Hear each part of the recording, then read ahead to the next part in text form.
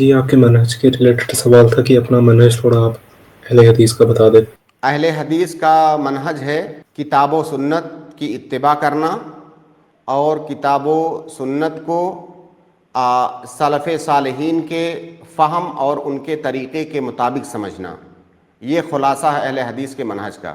تو جو یہ کہا جاتا ہے کہ یہ کسی کی بھی تقلید نہیں کرتے، وہ کہاں تک سچ ہے اور کہاں تک جھوٹ ہے بات؟ دیکھیے میں نے بتایا کہ ہمارا منہج ہے کتاب و سنت کی اتباع کرنا، خالص کتاب و سنت کی اتباع کرنا، اور کتاب و سنت کے نصوص کو سلف کے فہم کے مطابق سمجھنا، ان کی فہم سے ہٹ کر کے نہیں سمجھنا، یہ ہمارا منہج ہے۔ تقلید کی جہاں تک بات ہے، تقلید کے سلسلے میں ہمارا منہج یہ ہے کہ اگر کوئی عالم ہے تو اس کے لیے تقلید کرنا یہ جائز نہیں ہے، اور اگر کوئی جاہل ہے تو اس کے لیے تقلید کرنا یہ ضروری ہے۔ جیسے کوئی عام آدمی ہے، آپ اس سے شریعت کا کوئی حکم بیان کریں، دلیل کا ذکر کریں، اصولوں کا ذکر کریں، وجہ استدلال کا ذکر کریں، ان تمام چیزوں کو آپ اس کے سامنے بیان کریں، کوئی فائدہ نہیں ہے وہ، کیونکہ اس کے پاس اتنا علم نہیں ہے، اتنی سمجھ نہیں ہے کہ ان چیزوں کو سمجھ سکے۔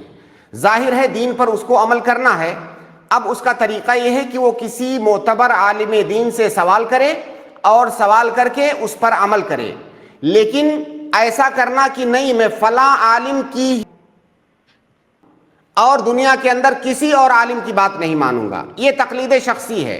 ہم تقلید شخصی کو بھی جائز نہیں سمجھتے ہیں۔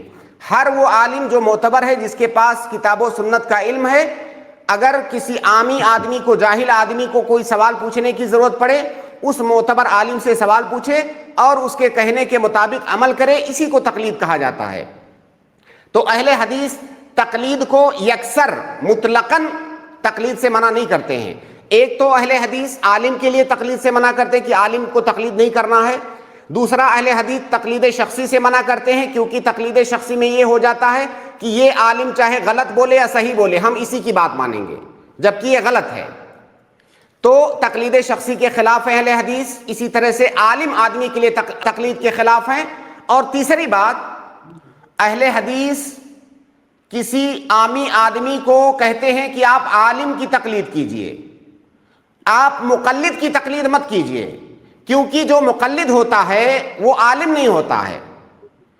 کوئی کسی بھی مقلد سے آپ پوچھیں گے، وہ کہے گا میں مقلد ہوں، اور ان کا یہ بھی اصول ہے کہ تقلید کرنا یہ عالم کے لیے درست نہیں ہے، تقلید کرنا جاہل کے لیے درست ہے۔ تو گویا کہ مقلد آٹومیٹک پہلے ہی اپنے آپ کو جاہل کے درجے میں رکھ لیتا ہے، اس لیے کسی مقلد کی تقلید کرنا یہ ہم اس کو صحیح نہیں سمجھتے ہیں۔